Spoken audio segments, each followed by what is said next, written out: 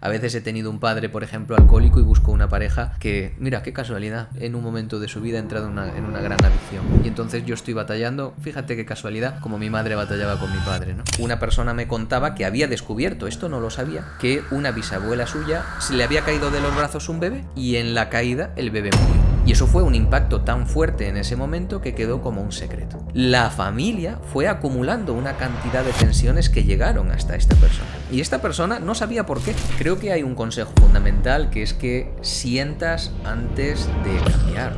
Ese lugar en el que decimos, a mí esto ya me duele y me lo quiero quitar, tenemos que sentir. Y a veces hay que quedarse un poco más en lo que duele hasta poder comprenderlo. Y en un momento de mi vida yo tuve una pareja que tenía muchos rasgos psicopáticos. ¿Por qué tu inconsciente ha elegido a esta persona? Me quedé loco. Bienvenido, Rubén, muchas gracias por estar aquí y nos gustaría centrarnos ya directamente en cuál es, de tus experiencias que hayas visto, la creencia a lo mejor que más nos limita a la hora de crecer, pues ya sea en una empresa, como líderes, es decir, ¿cuál es la creencia que más nos paraliza? Bueno, muchas gracias a vosotros por invitarme.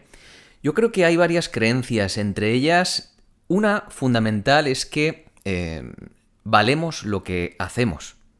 Y el valor está mucho más allá de la acción que ponemos en marcha. En el momento en el que nosotros creemos que todo nuestro valor está representado por las acciones, empezamos a toquetear un poquito, digamos, el nivel de la autoestima. ¿Por qué?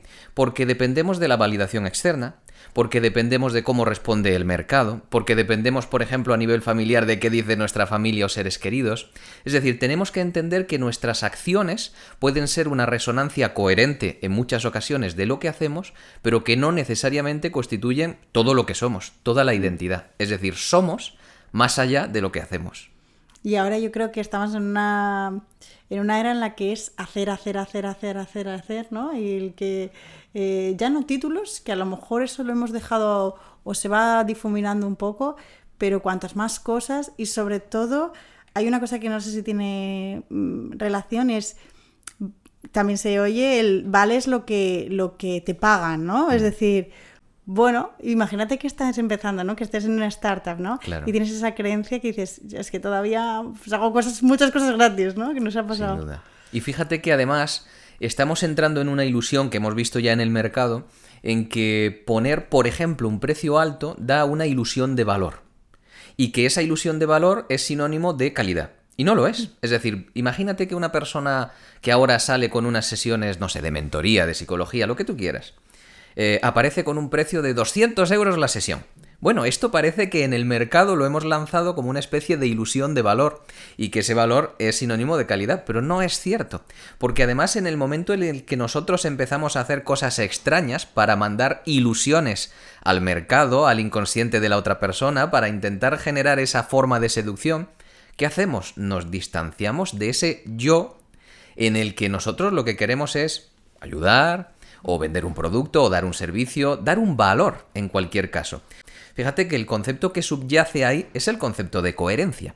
Mientras que nosotros seamos coherentes con quiénes somos, con en qué camino estamos, nos podemos desprender de dos cosas. De la pura acción, es decir, oye, es que voy a hacer cosas mal, y en esas cosas mal voy a ir aprendiendo y mañana la haré mejor. Y la segunda cosa de la que nos desprendemos es de la reacción del mercado.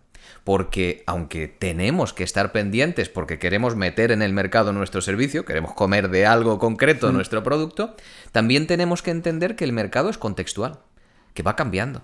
Que es que hoy no reaccionamos de la misma manera que hace 10 años ni que dentro de 10 años. Y eso conlleva despegarnos de que la evaluación del mercado, la recepción del mercado, no nos diga sí o sí si nuestro producto sirve o nuestro servicio no sirve. Es muy interesante lo del producto y el mercado, ¿vale? Con todo, lo has hecho una reflexión muy buena, pero yo siempre que veo a algún emprendedor o algún empresario en el mundo startup que yo he estado metido y va a lanzar un producto y no sabe qué precio poner, le cuento una historia que leí en un libro que me parece increíble, que es de un americano que iba, no sé si era una especie de cafeteras o algo así, un poco innovador, un producto que iba a lanzar al mercado, y entonces puso ads ¿vale? Hizo un test A/B, ¿no? Que es poner dos tipos de anuncios y cambias una cosa. En este caso era el mismo anuncio, pero cambiaba el precio. Entonces, cada precio estaba ligado a una landing page, ¿vale? Cada vez que cuento esta historia, sí, bueno, pero cuando llega a la web ve que tiene el precio diferente. No. Cada una está ligada, así se hacen los test A/B, ¿no? Y entonces empezó y en la primera semana puso un precio y el segundo era el doble, ¿vale? Y vendió lo mismo de los dos productos. Entonces, la siguiente semana dijo, bueno, pues empezamos por el que es el doble y también el doble y vendió lo mismo. Estuvo así, creo que fueron 5 o 6 semanas, hasta que vendió un producto que él pensaba que tenía un precio de mercado de 45 euros por 1.100 euros. Y ahí ya vio, cuando hice ya el test, no, ya 2.000 no lo pagaban, ¿sabes? Entonces, Claro. Qué interesante es como entender el mercado, qué valor aportas, ¿no? Y eso, al principio estamos un poco perdidos, ¿no? Yo creo que cuando inicias un proyecto de estos. Fíjate que hay una diferencia fundamental entre estrategia e identidad. Al fin y al cabo, en el momento en el que nosotros emprendemos cualquier acción que se va a lanzar al mercado, bien seas una persona individual o tengas una empresa, da exactamente igual, necesitamos no caer en esa especie de síndrome napoleónico en el que tú concentras tanto poder y tanta identidad que eres el techo del propio producto, porque entonces todas las acciones, todas las conversaciones, las opiniones las vas a llevar a un entorno necesariamente personal. Ahora, cuando esa parte de gestión emocional está ordenada y sabes que por mucho que ames tu proyecto, que sea además el resultado de un propósito interno, está más allá de eso, entonces puedes empezar a jugar. Y ese juego, con toda la buena connotación del mundo, puede ser muy estratégico y puedes hacer pruebas. Y tu digestión de los diferentes sucesos son situacionales. Me está pasando ahora esta situación, se me va alguien, he tenido un conflicto, alguien no opina de mi producto X, y eso no conlleva ningún otro problema. La diferencia fundamental que yo veo con las personas en las que trabajo es la diferencia entre quien está representado identitariamente 100% en su producto o servicio y cada conversación, cada opinión es un desborde emocional, es un llanto, es una incapacidad de gestión que además no te permite crecer. Te quema en el día a día y te da, cuando tienes una gratificación, una falsa gratificación, porque es demasiado para lo que debería ser simplemente la aceptación de tu servicio. Y por otro lado, esas personas que, aunque sigan amando el proyecto, saben que eso ya pertenece a otro mundo. A ese mundo donde hay que jugar, donde hay que ser estratégico, donde hay que probar, donde a veces te sorprendes y donde también aceptas pues que mucha gente va a opinar diferente. Qué bueno. ¿Y cómo puedes ser como fiel a lo que tú quieres aportar, ¿no? Yo lo que quiero al final es ayudar a otras personas, o que se sientan mejor, o que hagan mejor su trabajo. Y no dejarte llevar por, bueno, es que ahora el mercado me pide que diga esto, o que haga esto, o que haga tal anuncio. Es decir, ¿cómo puedes ser fiel o saber que sigues siendo fiel a tu propósito? Hay unas bases de identidad que finalmente nos configuran. Es decir, si nosotros amamos a unas amistades, por ejemplo, que son nuestro círculo desde hace 15 años, y nos reencontramos porque hemos perdido una cercanía con ellos. Nos reencontramos y vemos que ahora están metidos en círculos que no nos interesan. Hay, por ejemplo, alguna droga por ahí, hay malos hábitos. Tú, por acercarte a esos amigos, no vas a ceder ante ciertos valores fundamentales de ti.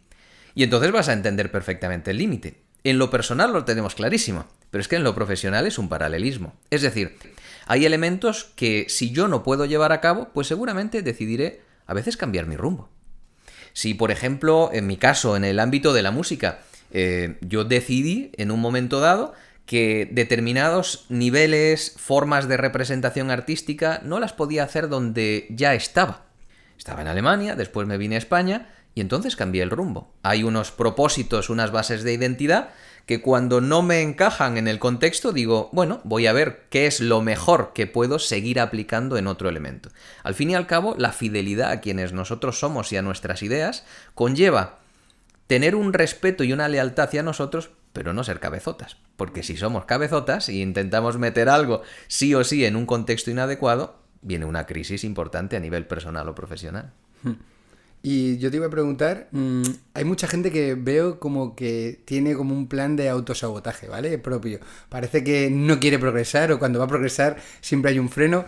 ¿Puede ser que sean un obstáculo para ellos mismos? Hay gente de ese perfil, ¿no? 100%. Esto que dices es buenísimo porque, digamos, hay como dos clasificaciones fundamentales hacia el autosabotaje. Una que tiene que ver con lo más conductual, presente y propio de nuestra vida. Y eso tiene que ver con algo aprendido dentro de nuestro sistema ya presente. Puede ser que a veces, y lo vemos en el mundo artístico o en el mundo deportivo, muchísimo, en el mundo de élite al final, que es que la consecución del éxito te deja un vacío existencial. Es decir, llevas toda la vida para intentar conseguir el primer premio, la plaza de ese lugar. Pero es que si lo consigues, ¿quién eres después de eso? Entonces, en muchas ocasiones, como dice una persona que yo quiero mucho, que es un psicoanalista argentino, dice que los sueños no están, algunos de ellos, para conseguirlos, sino para dar sentido a una vida. Y efectivamente, a veces tienen más de rumbo que de meta. Pero por otro lado, ahí se abre un melón, que es el melón de lo transgeneracional, es decir, de cómo muchos patrones que están en nuestro inconsciente han sido heredados. Y son patrones a veces familiares, son techos que vienen más allá de lo que es nuestra propia historia y que englobamos dentro de un término que es el término de lealtad familiar. En ocasiones, conseguir ciertas cosas supone desalinearnos, salirnos del sistema familiar. Supone superar a mi padre, conseguir lo que nunca consiguió mi madre. Y eso que puede parecer a priori un motivo excelso de alegría, bueno, qué maravilla, también nos separa. También dejas de formar parte de esa carretera en paralelo que llevamos para empezar a generar sombras. A veces frustraciones, no conscientes. Claro que mamá se va a alegrar de que nosotros consigamos cosas, claro que papá también. Pero empiezan a florecer determinadas frustraciones, determinadas expectativas que tenían y que no pudieron conseguir. Determinada mirada a... ese ahora está haciendo cosas que no forman parte de la familia, es el raro. Entonces, en muchas ocasiones, lo más seguro para seguir perteneciendo a la tribu, al clan, es no conseguir cosas demasiado buenas. Qué bueno, la verdad. Al final siempre estás ganando algo, ¿no? Aunque parezca que estás alejando cada vez más tu objetivo, en realidad estás ganando esa pertenencia o esa, ¿no? El seguir teniendo un rumbo, por ejemplo, el no conseguirlo. Eso que dices es muy bueno y mira, quiero apuntar algo que me parece de vital importancia. Es que hay dos funciones fundamentales de nuestro cerebro. La primera, evitar el sufrimiento. Entonces vamos a crear una cantidad de sesgos de lo que llamamos mecanismos de defensa para ponerle un velo al sufrimiento. Pero esto que comentas es fundamental. Nuestro cerebro siempre va a estar buscando, asociado a esa evitación del sufrimiento, como podría ser la distancia familiar, pongamos el caso, una recompensa. Si nosotros partimos de la base de que todo lo que hacemos tiene una intención positiva, tiene una función de recompensa, aunque no la entendamos, el trabajo ya es otro. El trabajo ya no es evitativo. Yo quiero dejar de hacer esto. Yo te propongo. ¿Y por qué no, antes de desear dejar de hacer esto, no pretendes entenderlo? Porque si pretendes entenderlo, entramos en una humildad y además en una conciencia sobre cómo funciona nuestro cerebro que te va a llevar a dejar de hacerlo por un convencimiento natural, no por una presión. Hago este breve parón para recordaros un dato real. 9 de cada 10 personas que estéis viendo este vídeo no estáis suscritos al canal.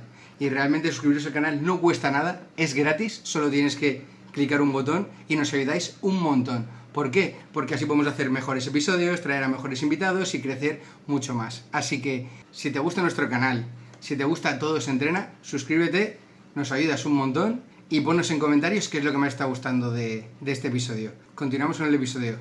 Claro, o sea, por ejemplo, para llevarlo a tierra, si tú quieres dejar de hacer algo, un hábito que no te gusta, primero tienes que comprender qué es lo que sí te da o sí que estás ganando para, por lo menos, entenderlo, porque lo mantienes cuando no te gusta ese hábito, para poder modificarlo. O sea, primero tiene que haber una parte de conciencia para poder cambiarlo o por lo menos aceptarlo, ¿no? Claro, es que fíjate, te pongo dos ejemplos muy del día a día, de la tierra, de mi día a día que me encuentro con personas. Las personas que no consiguen hacer deporte y las personas, cuidado que somos un país líder en adicción a la pornografía. ¿No?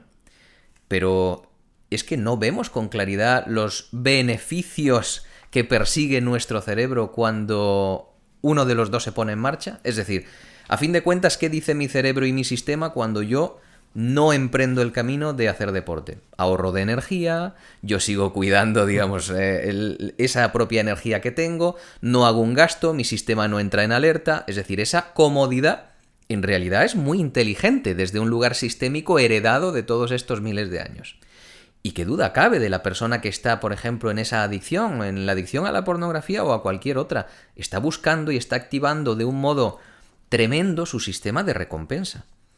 Entonces, si nosotros cercenamos por completo la gratificación que obtiene, pues seguramente vamos a conseguir una persona muy reprimida. Vamos a necesitar desplazar, utilizando esos justos mecanismos de defensa, vamos a tener que desplazar que esa energía de gratificación que obtiene a través de una adicción que le está resultando mal, pueda ir obteniendo otras gratificaciones. Quizá es una persona que necesita resensibilizarse con el mundo, que necesita salir a la calle y disfrutar de ese rayito de sol, que necesita encontrarse y crear algunas amistades con las que disfrute de ese momento. Pero ahí solo hay una persona diciendo: quiero disfrutar, quiero evadirme, quiero abstraerme del mundo. Y ha encontrado un canal sencillo que le deteriora, pero que no solo hay que taponar, hay que entender para poder llevarnos el mensaje, la necesidad de la persona hacia otro lugar que sí le sea nutritivo.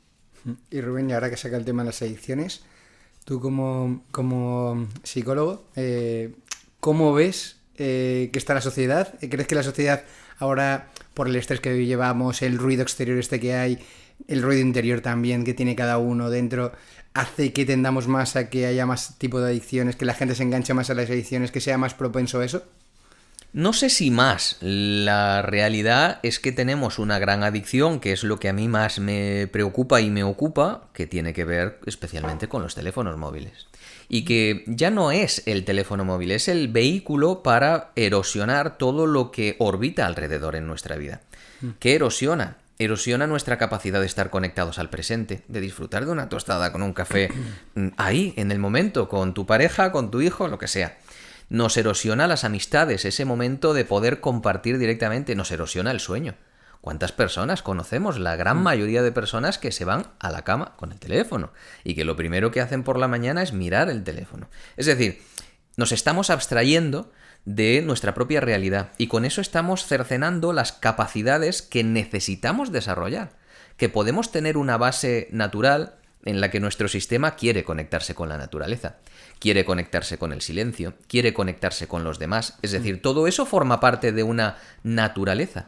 Pero si nosotros no la desarrollamos, cada vez queda más lejos. Yo hoy vivo con personas con 30, con 35 años, la incapacidad de salir a la calle sin el teléfono, aunque sea a la esquina a tomarse un café. Eso genera ya patrones de ansiedad. La incapacidad, como les propongo muchas veces, cuando entres a casa, ya has acabado de trabajar, deja el teléfono. Una horita, si quieres ponte una alarma a la hora, pero en ese momento quédate con tu pareja, que no haya notificaciones. No pueden. Vete a la cama, cómprate un despertador de toda la vida, si además es que vale nada ya, porque cada vez lo compra, ¿no? Entonces, deja el teléfono fuera. No puede. Es decir, ha calado tan fuerte en nuestros patrones de comportamiento que, dicho así, nos hace más débiles y más propensos a lo siguiente. Y lo siguiente, que es ir eliminando otros hábitos saludables que están alrededor de que ya hayamos cortado con el teléfono unas bases. Entonces sí creo que hace falta que volvamos a una parte consciente para demandar aquello que nos gusta. No estamos demandando ninguna otra cosa, estamos demandando conectar con lo natural, conectar con las personas, conectar con nosotros. Pero eso a día de hoy es un desafío. Total, y lo de... que parece como muy obvio, ¿no? Lo de que el móvil nos impide conectar con la naturaleza, conectar con las personas, porque nos quita ese tiempo, nos engancha, estamos todo el rato mirándolo. Pero a mí lo que más me preocupa es la parte propia nuestra. Es decir, cuando no había teléfonos móviles, tú estabas en un momento en los que pensabas, en los que reflexionabas, no tenías móvil y eran esos momentos en los que te aburrías. Estabas en el baño, te aburrías y tal. Esto yo no lo he vivido casi, pero lo oigo mucha gente que lo cuenta, ¿no? En plan, ibas andando por la calle, tío, no había móvil, no había ni música ni nada. Entonces te ponías a pensar sobre la vida y de repente o se te ocurrió una idea o incluso reflexionabas sobre un problema que tenías y lo solucionabas. Decías, joder, pues voy a hacer esto, pues voy a hablar con mi amigo tal para ver esto. ¿Es verdad que podía hacer esto? ya no lo hace la gente, porque eso pasa justo después de un momento de sufrimiento, de dolor, de aburrimiento. El cerebro se aburre y entonces empieza a reflexionar. Y cuando nos aburrimos, sufrimos. Entonces, ¿qué pasa? Que cuando tenemos ese impulso de aburrimiento, ya estamos sacando el móvil. Entonces, yo veo el problema en reflexión, en análisis propio. Y lo que hace, estamos un poco como permitiéndonos que no nos transformemos, que no mejoremos, ¿no? Es un poco va por ahí el tema. Claro, fíjate que toda la historia de la psicología ha posicionado con un término o con otro la forma de enmascarar nuestra esencia. Desde el concepto del false self que ya asentó Freud, podemos traerlo al presente de cualquier forma. Es decir, a fin de cuentas, el mayor reto que tenemos es descubrir quiénes somos sin paños calientes. Esto es uno de los desafíos que yo veo en el día a día. Las personas no quieren en muchas ocasiones realizar un cambio sustancial. Lo que quieren es tener un relato en el que haya cómplices. Es decir, si tú vienes a trabajar conmigo, nosotros tenemos que adentrarnos en una profundidad que en ocasiones te va a picar y que en ocasiones quizá no quieras ni escuchar de ti mismo ni escuchar de mí. Pero no te puedo dar un relato falso. Entonces, cuando nosotros nos adentramos a esas profundidades, obviamente van a tener momentos de soledad, de vacío, de preguntas existenciales. ¡Qué maravilla!, ¿no? Preguntarnos, ¿y yo qué hago en este mundo? Exacto. ¿Y yo qué voy a hacer con mi situación familiar? Oye, y a lo mejor es que veo poco a mis padres, ¿me arrepentiré cuando mueran? Pero claro, cuando entramos dentro de ese sistema, 1, de recompensa inmediata, y dentro de 2, la evitación, hemos caído. Mira, yo recuerdo todavía viajando de niño con la música, conocer gente en el autobús. Es decir, viajaba de Linares, de donde yo soy, a Sevilla, en el autobús solo, y tener 12 años y conocer gente, y la gente me hablaba. Yo recuerdo en el baño de mi casa, de niño, y lo sigo aplicando de adulto, hay libros. Y entonces, en el baño, había libros, porque llegabas al baño y como bien decías, no teníamos el teléfono, leías y ya el champú se quedaba corto, ¿no? Yo lo sigo aplicando en la estantería del baño de mi casa, hay un huequecito donde tengo libros. ¿Por qué? Porque es el momento de mandarnos un mensaje de autocuidado. Es el momento de decirnos, espérate, si algo pica, estamos en un entorno seguro, pero adéntrate, que no pasa nada. Fíjate que es un mensaje muy paternalista. Es el mensaje de decirle a un niño, no te preocupes, que en esta oscuridad no te va a pasar nada. Está oscuro, sí, da miedo, sí, pero no hay ningún monstruo, yo te acompaño.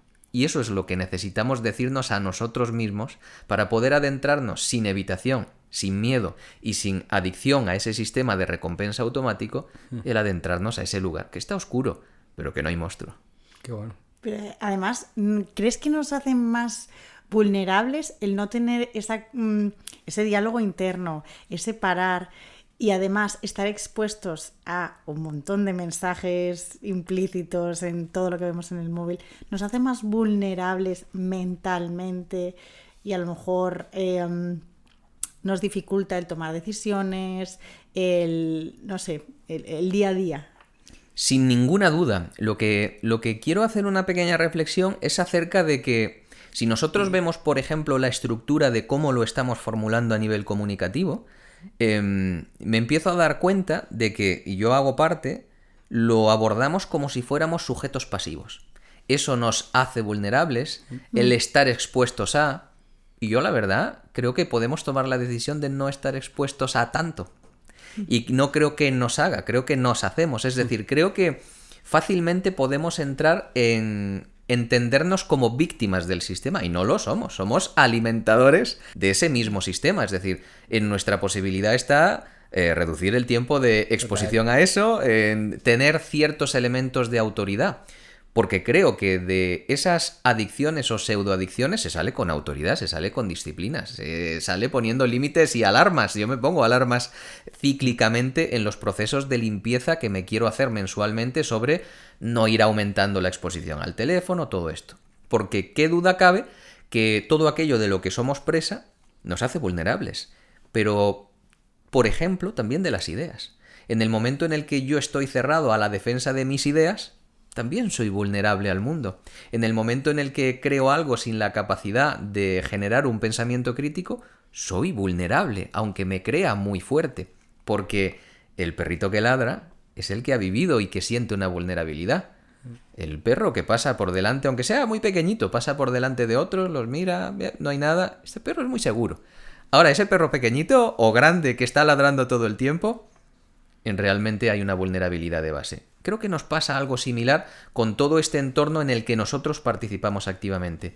Lo usamos y luego qué complaciente para nosotros mismos es decir, soy víctima de esto. ¿No? Totalmente. ¿Y cuál es el precio psicológico a pagar que tiene que pasar una persona para poder transformarse de verdad? Si estamos hablando de una cuestión identitaria, no creo que debamos definirlo como un único punto de llegada. Porque es un camino que yo desde luego no tengo claro si acaba o dónde acaba. Entonces me parece que tiene más que ver con cambiar el concepto y decir mi transformación es un camino continuado porque es una evolución. Obviamente en eso vas a ir descubriendo elementos clave que te constituyen. Creencias muy fuertes, patrones muy arraigados, van a ir emergiendo con el paso, no de los días, de los años. Elementos que te han constituido en tu identidad y que ahora tienes la opción de darle más voz o menos, de llevarlos hacia un lugar o dejar de usarlos en otro sitio. Es decir, vas a contener una posibilidad de libertad en ti para una toma de decisiones consciente.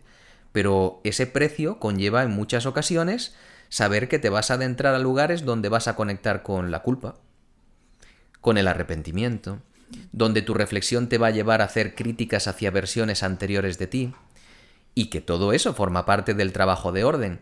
A la vez, creo que el mensaje más importante, o quizá el precio más alto, aunque a mí me parece un precio gustoso de pagar, es dejar de utilizar formas de identidad que en otro momento te sirvieron. Para decir, aunque eso me haya ido bien, ahora quiero dejar de usarlo. Y mira, yo pongo un ejemplo muy básico. El niño cuando es muy pequeñito y ve el tarro de galletas en la cocina, no sabe hablar. Y entonces hace ¡ah! Y balbucea algunas cosas para que mamá o papá le den esa galleta. Cuando el niño ya tiene capacidad de hablar, su sistema es el mismo. No dice galleta, porque galleta es un uso de energía muy grande. Pero ahora, mamá o papá le dicen, no te entiendo, cariño. Dime qué quieres, hasta que llega a decir galleta. Fíjate cuál es el proceso. Algo me era fácil y me funcionaba. Algo he aprendido y todavía no me es fácil. Ahora lo tengo que usar. Gasto más energía. Pero en el momento en el que me doy cuenta de que soy más preciso y de que soy más directo, porque ahora puedo elegir galleta choco, galleta avena, galleta lo que sea, los otros sistemas se desprenden. En nuestra identidad adulta no necesariamente se desprenden, sí de la obligatoriedad, pero ¿qué queda en nosotros? Las opciones. Oye, yo me quiero poner así de duro, así de prepotente, así de impertinente, así de lo que sea con esta persona en este contexto, pues a lo mejor me sirve. ¿Sabes qué? En este entorno de empresa, a este proveedor le voy a sacar los dientes porque me sirve, pero yo ya no soy así.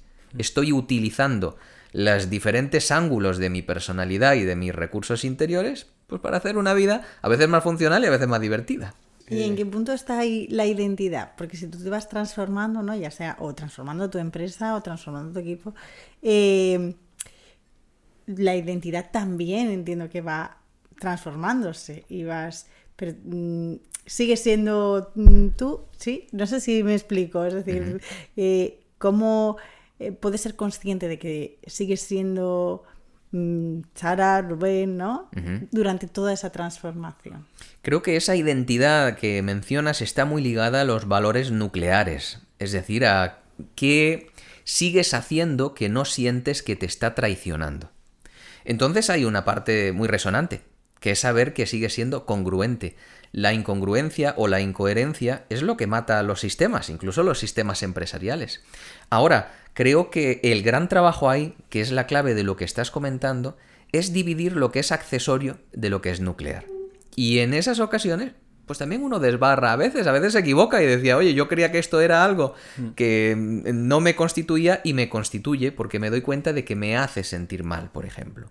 Entonces, hay un camino de descubrimiento apasionante entre saber qué forma parte de esa lealtad propia y decidida y qué se ha ido poniendo como capas dentro de nuestro propio progreso vital. Has hablado justo de la incoherencia. Nosotros aquí lo nombramos mucho porque nos vamos fijando en que cada vez conocemos gente más incoherente, ¿sabes? Hemos estado muy relacionados con el tema de las redes sociales, influencers y tal, y Es que es espectacular. O sea, no ves la cantidad de influencers que te dicen que hagas esto, estos, y ellos hacen lo contrario o no lo hacen. Es increíble, pero es que ya no nos vamos a eso, sino ya en gente cercana que conocemos que está todo el rato como practicando, o sea, diciendo como una teoría que luego no aplica nunca, ¿sabes? No lo pone en práctica. Entonces, ¿cómo ves el tema de la incoherencia? ¿Crees que es tan importante, es tan común como parece?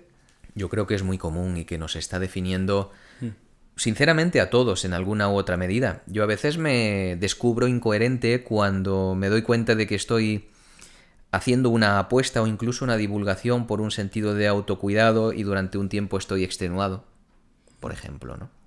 Donde a veces me doy cuenta de que me he encabezonado con unas ideas cuando quiero establecer un pensamiento muy crítico y muy flexible. Es decir, creo que a fin de cuentas, en la búsqueda de una cierta seguridad, nosotros a veces también caemos en la incoherencia. Ahora, esa creo que es una incoherencia muy bonita de descubrir, muy humilde en el sentido en el que a fin de cuentas te sabes humano y te vas a descubrir y simplemente eso va a formar parte de tu camino. Otra cosa es esa incoherencia flagrante de la que hablas, ¿no? Y que más bien creo que tenemos que asumir una responsabilidad ante ella, la responsabilidad de un pensamiento crítico hacia lo que observamos de otro, ¿no? He trabajado con muchas personas de este mundo más influencer o de un mundo más visible y me doy cuenta de cosas tremendas, de personas que hacen ver un modo de vida cuando a puerta cerrada abren su corazón y dicen yo no llego a fin de mes, le he pedido a mi papá dinero para tal y están dando una visión de vida a un tren tremendo. Me encuentro con esas personas que, por ejemplo, están vendiendo ese tú tienes que hacer, tú tienes que tal, pero nadie les pregunta, oye, ¿y tú? ¿Cuál es tu venta anual? ¿Me puedes pasar unos datos? Mira, yo durante un tiempo lo que hice en el mundo de las mentorías y tal, cuando hubo una primera etapa donde las primeras personas que salíamos, te estoy hablando hace ahora mismo pues unos 12 años, veníamos de una línea muy natural. Estábamos en empresas que habíamos hecho proyectos que habían sonado y nos contactaban directamente. De hecho, yo no lo llamaba mentoría, era una asesoría y ya está. Claro. Pero luego vino el marketing y vino toda esa parte de ahora todo el mundo es mentor. ¿Y sabes lo que yo hacía durante un tiempo? A las personas que me contactaban, para diferenciarme, esto no lo publicaba ni nada, sino que lo hacía con las personas que me contactaban. Les mandaba la declaración de la renta. Porque qué manera más solvente te puedo demostrar de que mi facturación y mi vinculación empresarial hacia determinadas cifras o hacia determinado éxito, si quieres usar esa palabra, no es humo. Es decir, yo no te voy a vender, es que he trabajado con los mejores, no sé qué. Yo soy capaz de vestirlo y de argumentar cualquier cosa.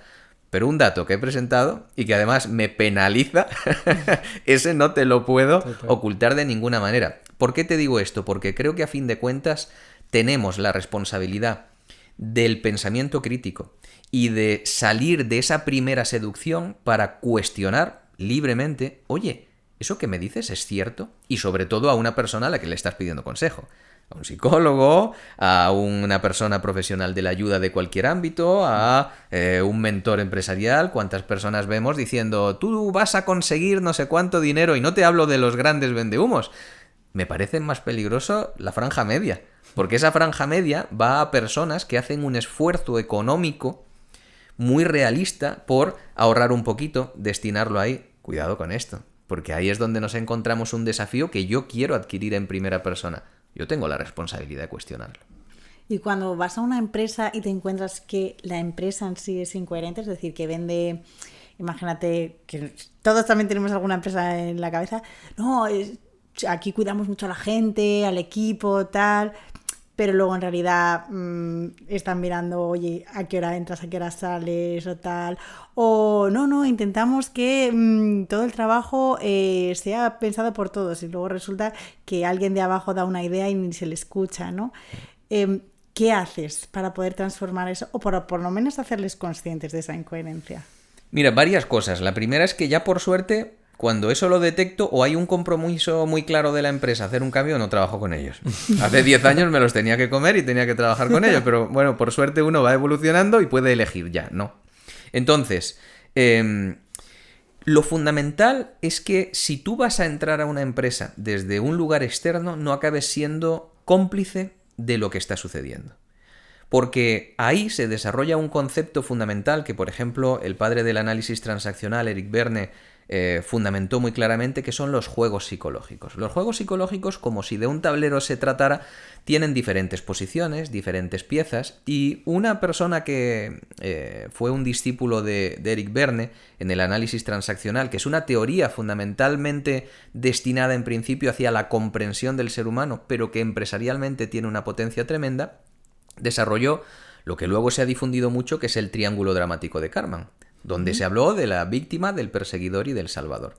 Es una manera muy sencilla de entender los diferentes juegos psicológicos, y que en esos juegos psicológicos hay alguien que es el perseguidor, como puede ser ese jefe, hay esa víctima que puede ser el empleado y le están revisando el horario, que a la vez es perseguidor, porque luego al jefe lo quiere también putear un poco, y de repente contratan ¿a quién? Al salvador, para que el salvador persiga al perseguidor, pero que también consolide el papel de las víctimas como víctimas. ¿Qué quiero decir con eso?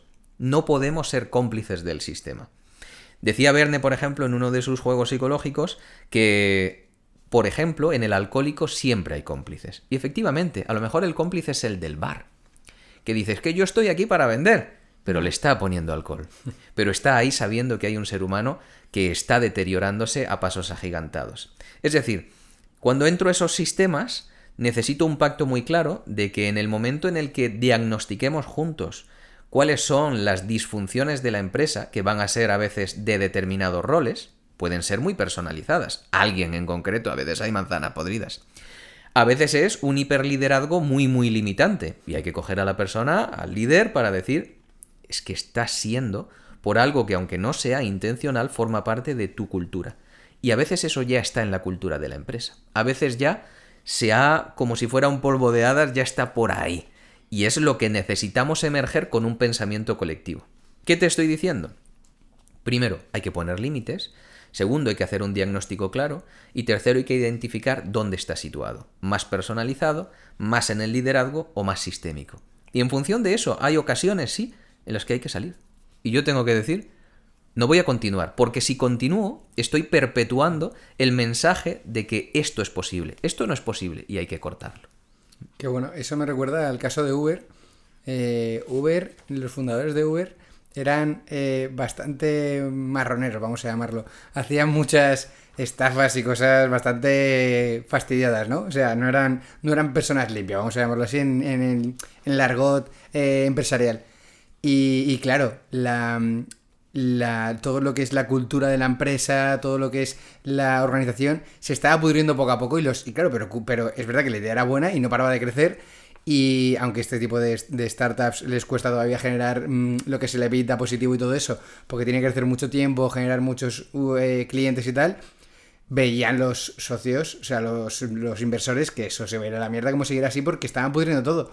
Y tuvieron que, claro, porque veían que se iban contagiando el resto de trabajadores con esas acciones o forma de tratar, o sea, de hacer, pues, empresa. Y entonces al final les echaron a los fundadores, como que les dieron, no sé si se quedaron como accionistas, pero les dejaron de la zona de dirección, metieron a una chica y ya cambió todo y ya Uber está bastante mejor, aunque dicen que no la ven como una empresa súper limpia porque durante muchos años ha sido incoherente y haciendo cosas un poquito fastidiadas. Entonces, joder, es que al final se contagia a todo el mundo de alrededor, ¿no? Mira, y es que eso se sabe. Te pongo un ejemplo que a mí me quedó grabado. Uno de mis maestros, yo me he ido moviendo con personas de una avanzada edad que han sido representativos en sus áreas y he tenido la suerte de estar con ellos, ¿no?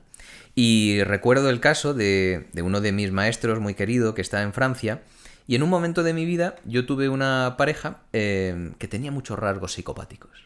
Y entonces sufrí muchísimo. Me descompensé muchísimo, me desequilibré. Y entonces yo fui a él, no en calidad de... Él es un psicoanalista, pero no en calidad de psicólogo, de profesional, sino en calidad de una persona con la que he estado, con la que he vivido y convivido, y iba a contarle mis penas, ¿no? Y entonces me dijo, reflexiona lo siguiente, ¿por qué tu inconsciente ha elegido a esta persona? Me quedé loco. Me cabré, además, porque pensé, ¿qué voy a elegir? Pero cuando lo reflexionas un poco, te das cuenta de que, primero, obviamente partimos de la premisa de que no todo es consciente. Pero lo segundo que él me decía en ese mensaje es, tu inconsciente lo sabe. Es decir, en una empresa, lo que está sucediendo, aunque no se ve, lo sabe el inconsciente colectivo. Es decir, hay un gran cerebro que está mandando eso. Por ejemplo, cuando el jefe es un poco novelero y entonces comenta con su mano derecha cosas o le dice a otra persona, aunque no lo sepa nadie del equipo, se huele. Cuando hay una forma de traición que el jefe no se ha enterado, pero entre dos empleados ha sucedido algo, se huele. Es decir, se huele arriba, se huele abajo. ¿Por qué?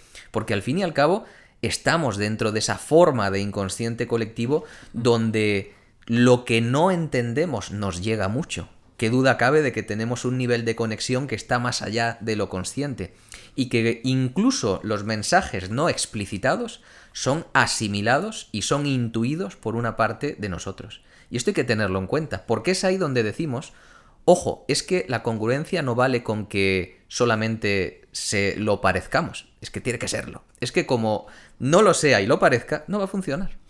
Claro. Y si eres parte de esa empresa, imagínate que y tú sabes que pues algo no está bien o que la empresa, la cultura de empresa es un poco incongruente, ¿qué haces? ¿Desarrollas habilidades para protegerte y seguir ahí? ¿O en realidad tienes que irte al otro lado, a otro sitio? Pues creo que depende de la intensidad, ¿no? Y obviamente, no voy a ser hipócrita, depende de la necesidad de cada persona. Es decir, yo he pedido bajas voluntarias de empresas, ¿no? Me he ido de proyectos y me he ido con una mano delante y la otra detrás y me he lanzado a momentos donde he sufrido mucho posteriormente y he tenido que levantar proyectos, pero por decirlo así, aunque yo vengo de una familia muy humilde, pero no tenía otras cargas. Por ejemplo, si yo en ese momento hubiera tenido una hipoteca o un hijo detrás cara, pues quizás no me hubiera podido permitir hacer ese tipo de grandes pasos aún con sufrimiento. Entonces, sí creo que el ser consciente por lo menos te tiene que hacer, primero, protegerte, como bien decías, no formar parte, en segundo lugar, de las dinámicas cotidianas, porque todo eso forma parte de las dinámicas cotidianas, y seguramente hace falta una mirada exterior. No quiero decir, si no te puedes ir, quizá no sea el momento, pero desde luego desapegarte, disociarte. Y ahí es donde empleamos esos conceptos ya fundamentales de la psicología para decir, yo estaré aquí ejecutando, pero voy a intentar no estar tan como ser sintiente. Porque si no, formo parte de este colectivo desde un lugar en el que pues me va afectando día a día. Claro, al final eso va minando a muchísima gente y muchas veces dices, vale, no soy partícipe de lo que está pasando, pero si no eres partícipe de alguna forma, la gente tiene miedo, por ejemplo, que me echen, ¿no? Si yo, por ejemplo, no voy a... Oye, que todos quedan siempre a tomar café todos juntos. Si yo dejo de ir porque pienso que, oye, estamos perdiendo trabajo, tal, lo que sea, a lo mejor tengo miedo. Es decir, tienes ahí una lucha interna entre lo que necesito, lo que quiero, ¿no? El entorno en el que estoy. Claro, ¿cuál es la decisión o la guía que debe seguir esa gente? Que hay muchísima en esa situación. Mira, yo que trabajo con muchas personas en esa situación donde viven que no forman parte de un sistema empresarial, es gracias a esa situación difícil que se están atreviendo, pero no se están atreviendo con 25 años, se están atreviendo con 45, con 50 años, con 55 años, a desarrollar proyectos suyos. Pero no fácilmente, es decir, con cargas familiares, con deudas, a empezar a aprender algo que siempre quisieron, a pedir ciertas ayudas para ser apoyados, es decir, están poniendo más energía en la solución que en el problema. En el problema, en el sistema, ya saben que tienen que ser un poco estrategas y que a veces hay que estar, hay que mover la ficha, hay que moverla allí, pero por ejemplo, después de un cierto trabajo ya te lo cuentan así, como un juego, como diciendo, pues ¿sabes qué? Me metí en esa reunión y dije, le voy a reír las gracias al jefe porque es que sé que con eso me lo tengo tranquilo 2 semanas. Y luego me fui de cervezas y ¿sabes qué? Me iba a tomar una, pero me tomé 3 para decir, me desinhibo y por aquí paso sin pena ni gloria. Pero le están dedicando más energía a esas otras cuestiones. ¿Por qué? Porque ya hay algo que late que dice, yo no soy esto. Y cuando tú lates muy fuerte en el yo no soy esto, necesariamente vas a buscar qué sí eres. Y ahí están desarrollando proyectos bellísimos, con un montón de dificultades por el camino. Pero que yendo a esa parte de identidad nuclear, todo eso les está diciendo, no eres eso, busca quién eres, y llegues o no a una determinada meta, a lo mejor llegan. Algunos, estoy convencido, de personas que trabajan conmigo que se acabarán jubilando en esas empresas tóxicas y quizá no hayan conseguido vivir de un proyecto que han emprendido ya en una edad bastante avanzada en lo que a lo profesional se refiere. Pero a fin de cuentas no es lo más importante. Lo más importante es que gracias a eso están muy conectados a quiénes son, dónde tienen que estar y han desarrollado cosas que en 50 años no han desarrollado. ¿Y cuál es el ingrediente psicológico para que un equipo sea de alto rendimiento? O sea, para que consiga ser muy productivo y alcanzar éxitos o objetivos muy altos. Pues fíjate que me repetiré al respecto de la palabra coherencia, pero para llegar un paso más allá, es la seguridad psicológica. Es decir, cómo tu niño va a ser el más feliz del mundo en su infancia, cuando tiene la plena coherencia del amor de papá y de mamá, cuando no hay castigos que no entiende, sino que si algo hace mal conoce que va a haber unas consecuencias para ello, hay un amor incondicional, hay una coherencia, cuando hay constancia también, es decir, no es que de repente, ¿dónde está papá? Y papá desapareció 5 días y nadie le da respuestas. Entonces, cuando hay coherencia, cuando hay constancia y cuando hay una parte consciente de que determinadas acciones tienen consecuencias, el niño puede crecer muy equilibrado. En el equipo es exactamente igual. Cuando hay una coherencia de por qué hacemos las cosas, es decir, tenemos un propósito bien alineado y yo entiendo cuál es mi recompensa y mi papel. Cuando además sé, y no hace falta que me persigan, qué consecuencias tienen determinadas acciones, soy avisado y cuando las incumplo simplemente tendré que firmar aquí o tendré la consecuencia, no necesito una bronca. El niño ya sabe que si ese domingo a la habitación no está recogida, no hay helado o no hay juego. Ya está, no hace falta bronca, tú lo sabes, a que conoces esta norma que está en la pizarra. Se acabó.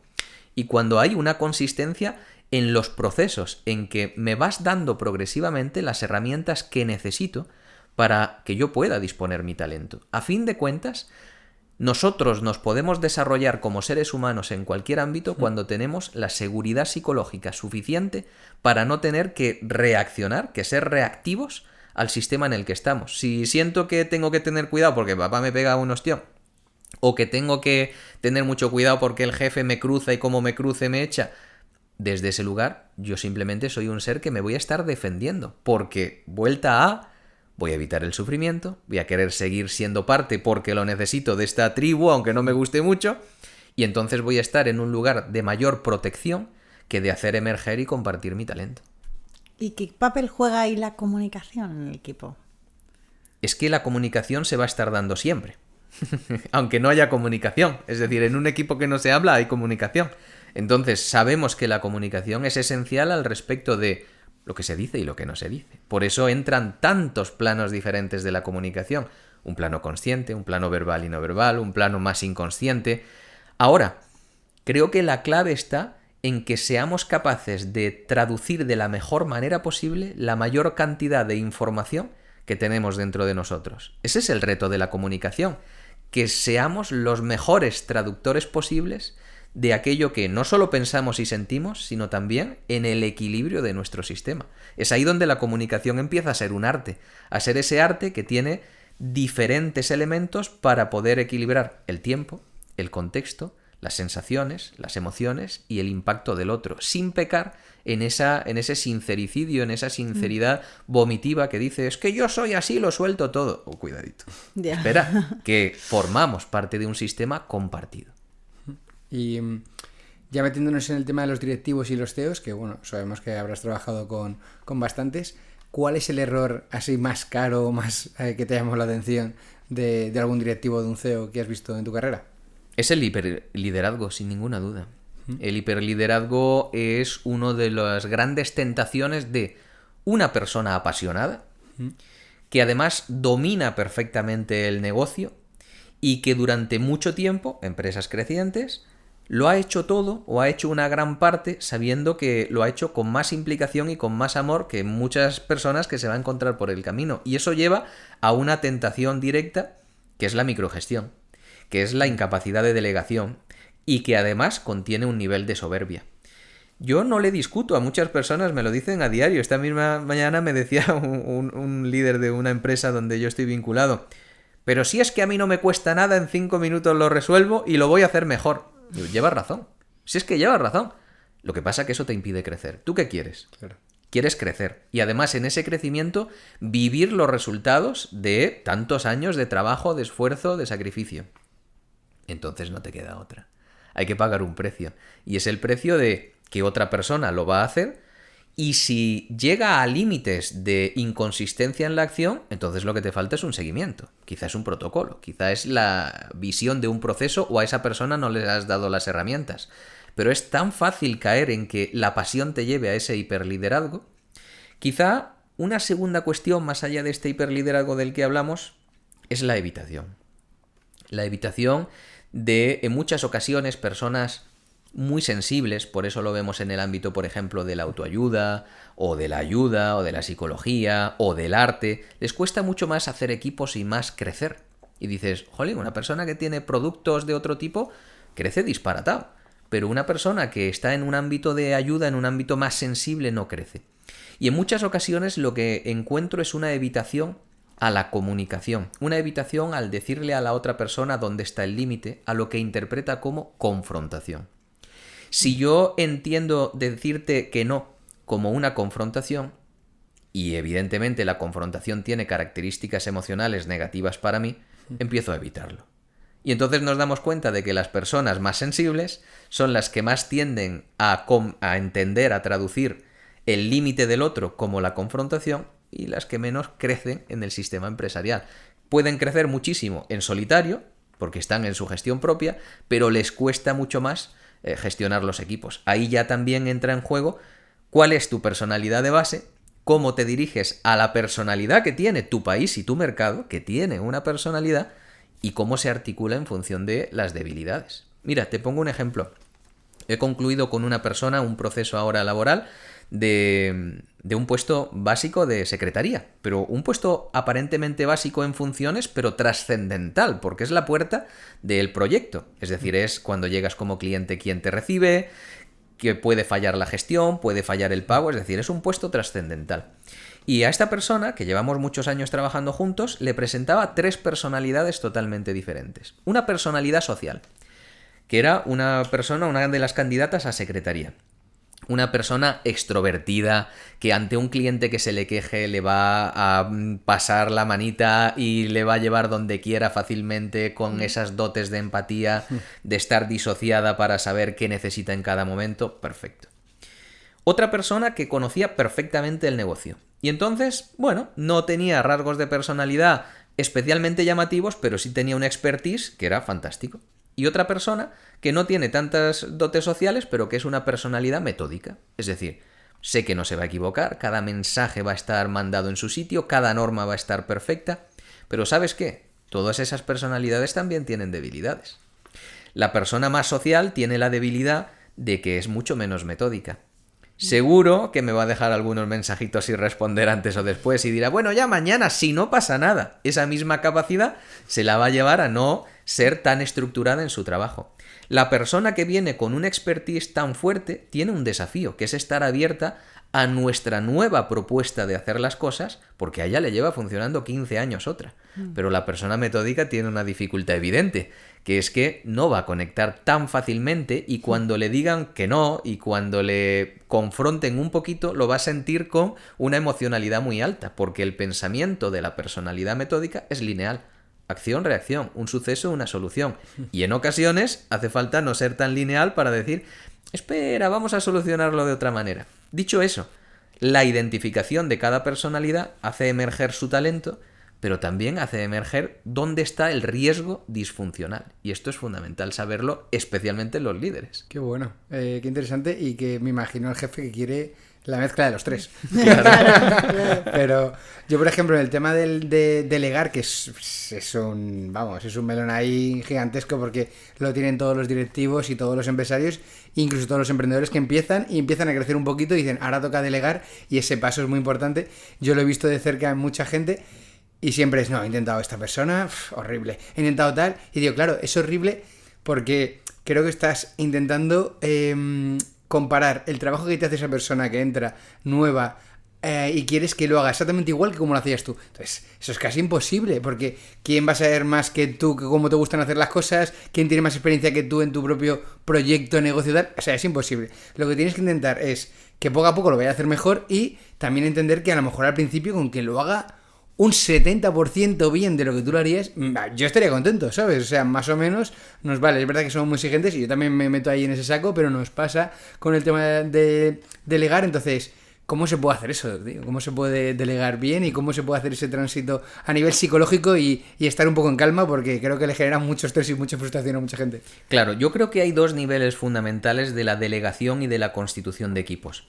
Hay un nivel cuando eres una persona que simplemente vas a contratar a otro, una empresa muy pequeñita o que tiene 3, 4 empleados, o cuando ya hablamos de grupos empresariales. ¿Por qué? Porque el grupo empresarial, el líder del grupo empresarial, hay un momento que tiene que asumir, yo lo estoy viviendo con un grupo ahora, que tiene que asumir y ha asumido que todos los que hay debajo en sus diferentes áreas saben más que él. Y esto ya es una evidencia, es decir, el financiero es un muy buen financiero, la persona de operaciones es muy buena, la persona de comunicación, es decir, ya el logro de esta persona es que todos los demás sepan más que él. Por tanto, incluso los procesos de selección siguientes los tienen que ir haciendo cada persona de su departamento. Y esto ya es una posición más alta. Pero obviamente en una posición un poco más pequeña, donde uno está creciendo con 1, 2, 3 personas que le acompañan, está buscando híbridos. Está buscando personas que le vayan solucionando un poco todo. Que sepa de secretaría pero un poquito de marketing. Que sepa de recursos humanos pero un poquito de finanzas. Entonces, claro, estás buscando perfiles que a veces caen en la abstracción. Dicho eso, ¿qué necesitamos? Es que necesitamos un lugar de concreción muy importante. No solo en la ejecución de las tareas, sino una cosa que yo le digo a todas estas personas emprendiendo es: dime qué problemas son los que estás dispuesto a tener. Porque cada personalidad te va a presentar un riesgo de disfunción. Entonces, ¿estás dispuesto a esta disfunción? Y eso es lo que es mi tarea ver y predecir, pero predecir desde un lugar asentado en componentes psicológicos. Es decir, en lo que respecta al empleado, no solo una concreción en la ejecución, sino también una aceptación de los riesgos de disfunción. Pero en el propio líder hace falta una seguridad psicológica. Si esta persona tiene patrones heredados, tiene, por ejemplo, no es lo mismo una persona que viene de un fracaso anterior, donde ahora a lo que repunta un poquito su empresa necesita mucho control, todavía alberga un poco traumático, donde todavía tiene miedo, a una persona que viene con una solidez económica familiar y que dice, bueno, yo lo estoy haciendo porque me gusta, vamos a ver a dónde llega. Es decir, ser consciente de qué traes en la mochila y de a qué te va a llevar eso, a controlar, a pasar del tema, porque también hay líderes que cuando tienen 2 personas dicen, yo ya no me encargo, pero luego persiguen. Entonces es fundamental ese nivel de autoconocimiento para saber cuál es tu propia disfunción, qué le vas a traducir al equipo una vez que tú estés liderando ya, no estás solo, sino a 1, 2, 3 personas. Y que, mira, ahora que has cogido el libro El legado invisible, has hablado varias veces de eso que vamos arrastrando, ¿no?, transgeneracionalmente. ¿Qué es ese legado transgeneracional del que hablas? Ese legado es una historia que está más allá de nosotros. Es decir, nosotros no estamos conformados ni constituidos solamente por nuestras vivencias. ¿Qué duda cabe? Somos parte de todo un sistema. Sabemos que cuando una persona muere, no muere solo su cuerpo, ni muere su mente, muere todo lo que ha ido viviendo. Yo hay historias que ya nunca podré conocer de cómo mi padre me vio, la mirada que él tenía de mí o que seguiría teniendo, la mirada que él tenía de su mundo. Es decir, sabemos que en las personas que no están hay pequeños mundos que han ido desapareciendo, no solo hacia cómo nos veían, porque algunos no nos conocieron, sino de su propio mundo. Pero todo eso forma parte de nuestro legado, forma parte de nuestro recorrido hasta llegar aquí. Y en ocasiones una familia crece, por ejemplo, con un secreto familiar. Con un secreto familiar que ha tenido determinadas tensiones.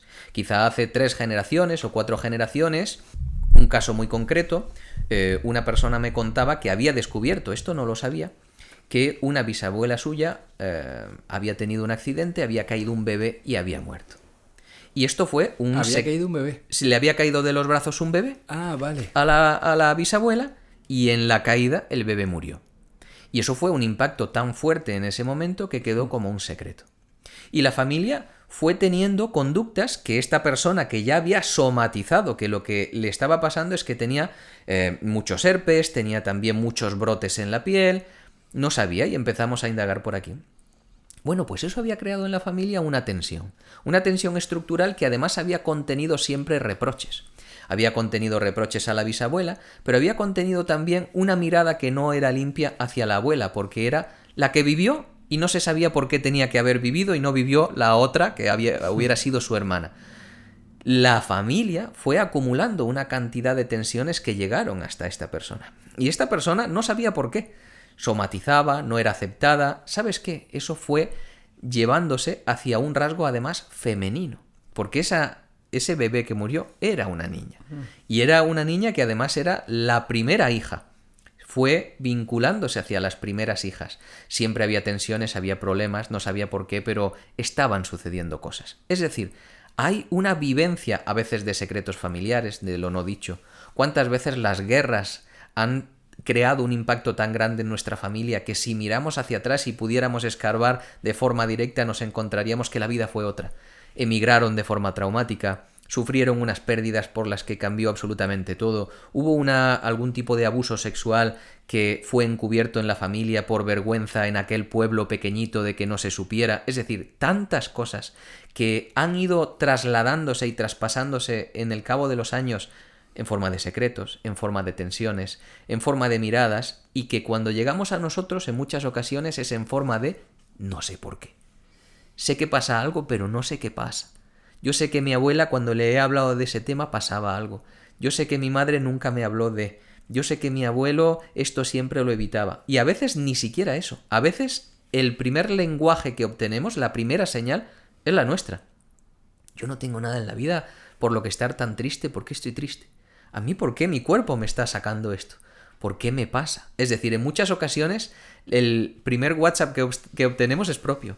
Y entonces, cuando ya vemos que después de un trabajo muy presente, muy conductual, muy consciente, muy ubicado en el aquí y en el ahora, no hay nada, tenemos una obligación de preguntarnos, ¿y qué más? Porque nosotros somos mucho más que esto que estamos aquí. Somos toda una historia, somos todo un legado. Qué bueno, la verdad que nos hemos quedado con muchas ganas de tener el libro ahora. Después de escucharte. Pero lo vamos a leer seguro. ¿Y qué trauma hay en la sociedad española, a lo mejor, de que se arrastra durante generaciones o incluso en América Latina? Yo creo que hay dos elementos fundamentales. Uno tiene que ver con el silencio. Porque fíjate cuántas sociedades han sido colonizadas, hemos entrado dentro de represiones políticas, y eso ha conllevado el silencio, ha conllevado que protegerte estaba necesitado de silenciarte. Entonces ese silencio en muchas ocasiones está siendo una conquista. Pero fíjate que cuando es una conquista social, el decir las cosas, el salir de ese silencio, también tenemos la tendencia a irnos hacia otro límite nuevo y a que otra parte de la sociedad se silencie. El silencio, al fin y al cabo, como falta de expresión, es un elemento de represión absoluto. Y es un elemento que hemos interiorizado a través de toda esa parte colonizada, guerra civilista en nuestro caso, los latinos tan abusados en muchas ocasiones, que no ha permitido una expresión sincera de lo que uno no quería, de lo que uno deseaba, de dónde estaba el disfrute de uno mismo.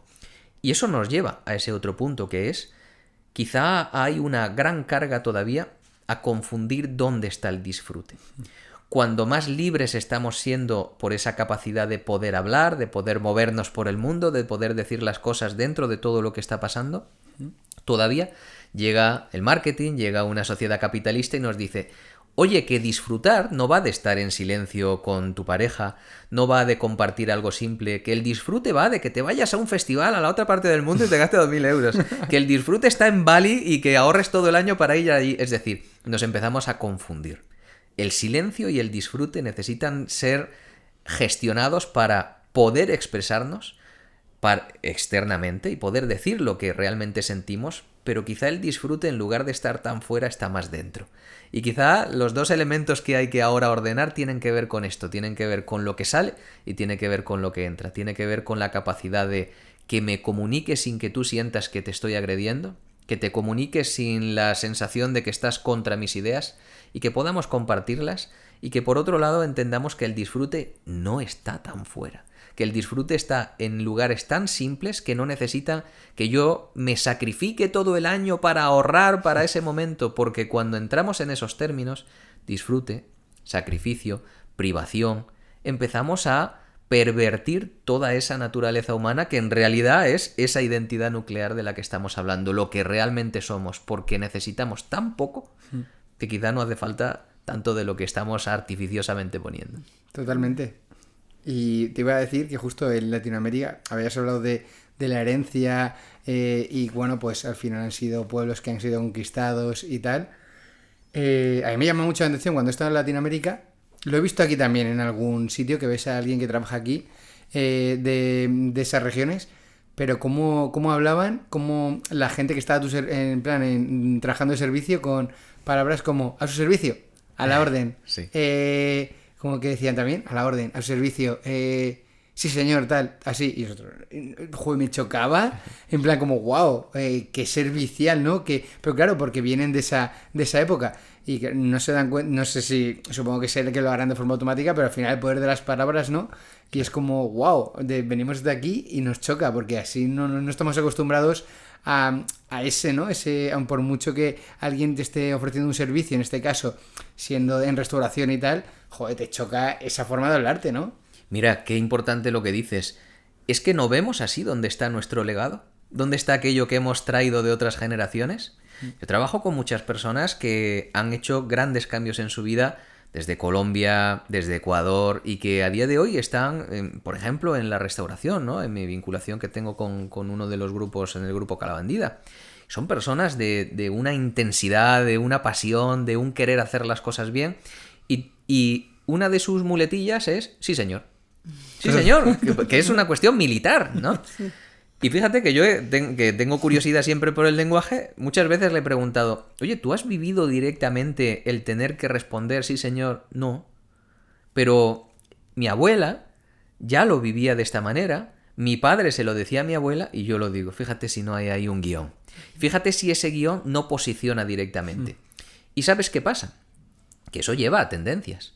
Cuando yo, ya sin necesidad, sino solo por esa herencia, estoy en el sí señor, ¿sabes qué? Que cuando habito este mundo, lo trabajo mucho, quiero salir del sí señor.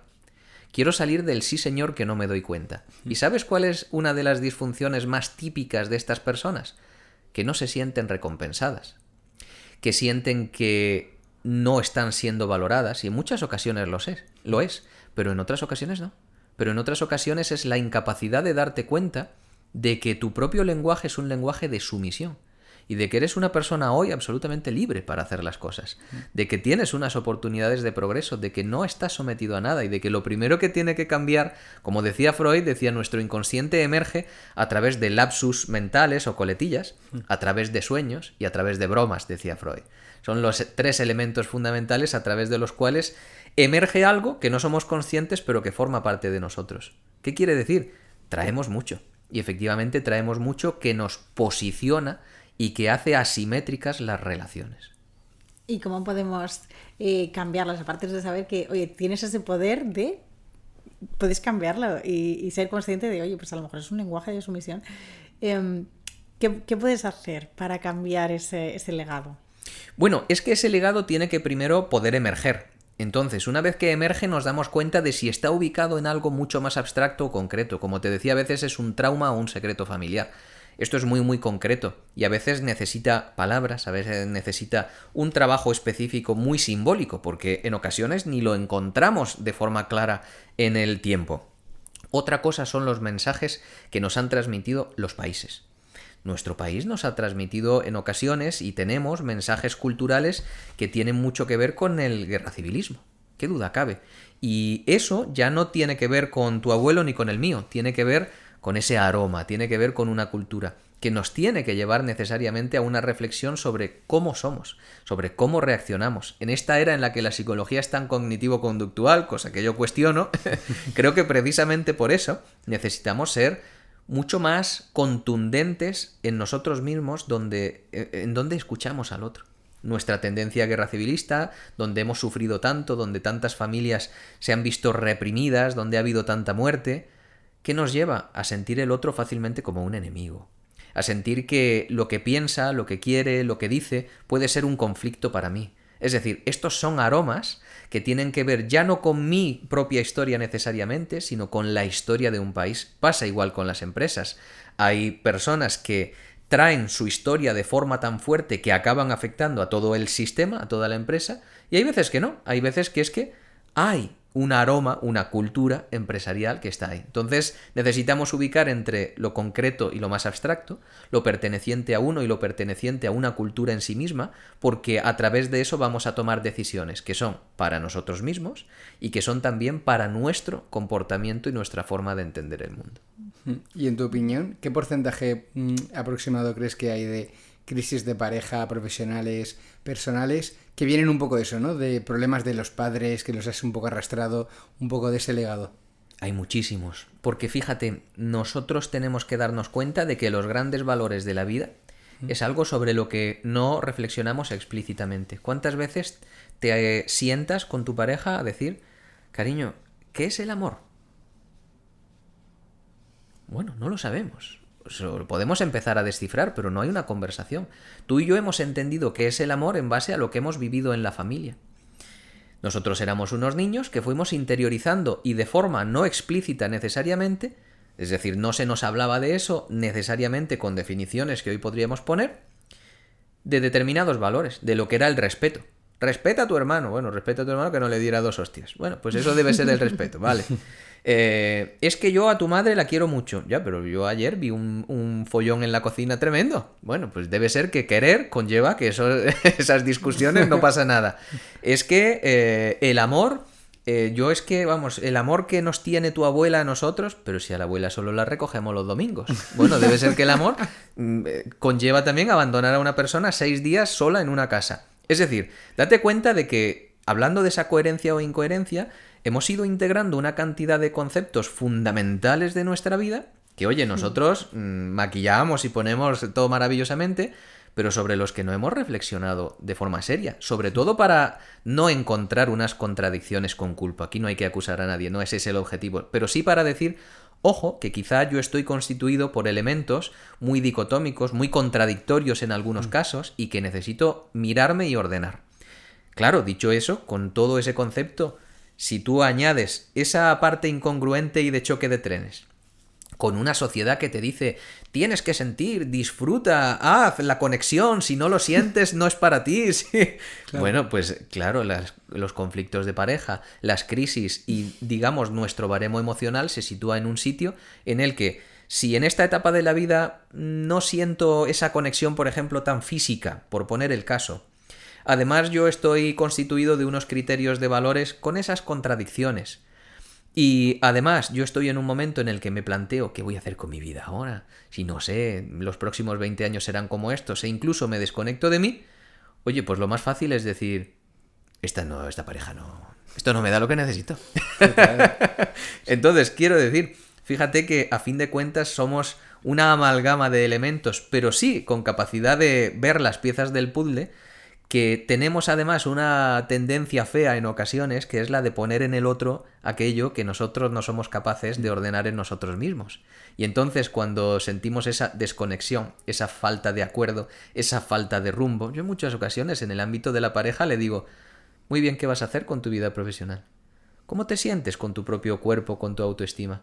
¿Cómo te sientes conectado a tu silencio? Ah, no, yo no soporto mi silencio. Yo me siento más gordo, no me gusto, no tal. Y yo no sé, porque quiero dejar el trabajo, pero no sé dónde ir. Quizá el foco no está en dejar tu pareja ahora mismo, ¿no? Y en los casos en que todos tenemos seguro a alguien en mente que tiene 3 parejas y las 3 son calcadas. O sea, es que algunas son hasta físicamente iguales, que dices, nadie lo está viendo, ¿no? Son exactamente iguales. Es porque seguimos sin hacernos caso, mirar hacia adentro y seguimos echando la culpa no al de fuera. Este no me vale, el siguiente. Pues seguro que en muchas ocasiones. Es que la pareja forma parte de una funcionalidad que nos permite a veces creer que podemos resolver cuestiones. En ocasiones yo utilizo el término de la pareja a través de la carencia. Cuando elegimos parejas a través de la carencia, generamos la necesidad de que cumplan con un rol determinado. A veces ese rol, por ejemplo, es una primera pareja traumática que hemos tenido. Imagínate de adolescente, has tenido una primera pareja que te ha hecho sufrir muchísimo. Y tenía una personalidad concreta, una personalidad súper sociable, muy disfrutona, que era la persona que a todo el mundo quería, que era una persona muy admirada. Y quizá eso se puede bifurcar hacia un lado o hacia otro, por ponerte un ejemplo. Se puede ir hacia repetir el mismo patrón de persona. La persona, esa persona más malota, el malote que yo veo y que me atrae tanto porque ahí hay excitación, porque hay tal. O digo, he sufrido tanto que me voy a un lugar contrario, que cuando pasan los años digo, uy, que me aburro un montón. ¿Yo qué hago con esta persona si yo no soy así? A veces sucede por la propia historia de pareja, pero a veces sucede también por cuestiones paternas o maternas. He tenido una madre muy ausente y acabo buscando a alguien que me cuide. He tenido un padre muy autoritario, pero que eso me ha dado mucha estructura y busco a alguien que me acaba marcando tanto el terreno que no soy libre en mi propia vida. Y siento que por un lado me da mucha seguridad, pero por otra me quejo de esta persona, ¿por qué me dice que no puedo salir? Si yo puedo salir cuando quiera. A veces es la resolución de otros conflictos. A veces he tenido un padre, por ejemplo, alcohólico y busco una pareja que, mira, qué casualidad, es que en un momento de su vida ha entrado en una gran adicción. Y entonces yo estoy batallando, fíjate qué casualidad, como mi madre batallaba con mi padre, ¿no? Entonces, en muchas ocasiones nosotros vamos a intentar resolver cuestiones que pueden no ser paralelas. Puede ser que no busquemos al mismo tipo de persona, pero en muchas ocasiones es llamativo que es el contrario. Y cuando es paralelo o es justamente el contrario, algo nos está diciendo eso sobre nuestra propia historia. Qué bueno. La verdad que es como no nos damos cuenta de lo que nos afecta, ¿no? En plan, nuestros padres y cómo se han educado y lo que hemos vivido y pequeños detalles. Yo voy a contarte una historia, que es una tontería, pero que para que veas un detalle, cómo puede cambiar, ¿no? Mira, yo me acuerdo que estaba una vez con una exnovia mía y fuimos a dar una sorpresa a mis padres, tal, a su casa en la playa. Y entonces cuando llamo a la puerta y me dice, espera, que tu padre está en calzoncillos, tal.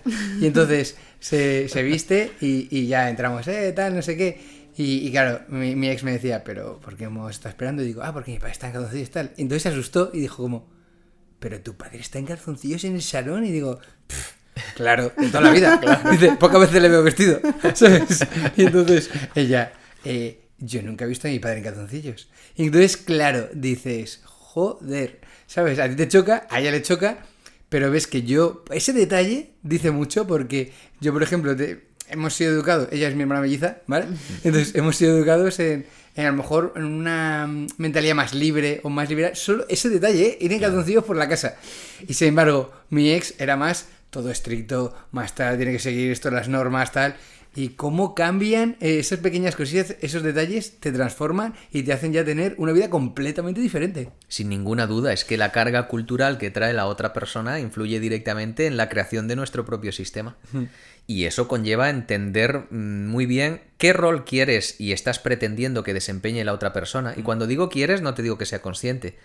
Es decir, cuando trabajamos con una persona en un proceso personal, lo que hacemos es emerger e intentar que emerjan esas cuestiones que van más allá de lo que tú deseas. Y es, oye, tú estás eligiendo esto, pero ¿qué es lo que está sucediendo de base? A veces ese rol buscamos que sea, por ejemplo, un rol de apoyo emocional. Yo veo muchas personas que sufren y que en ese camino de sufrimiento, un padre enfermo, una tragedia, lo que sea, pues han encontrado a una persona. Ojo, que tu contexto de este momento con tal nivel de sufrimiento dice mucho de qué está pasando en ese ámbito de la pareja, porque a veces es un apoyo emocional. A veces cuando el rol que buscamos es un rol paterno o es un rol materno, es un rol de cuidado, vemos que una de las primeras cuestiones que se debilita es la cuestión de la sexualidad.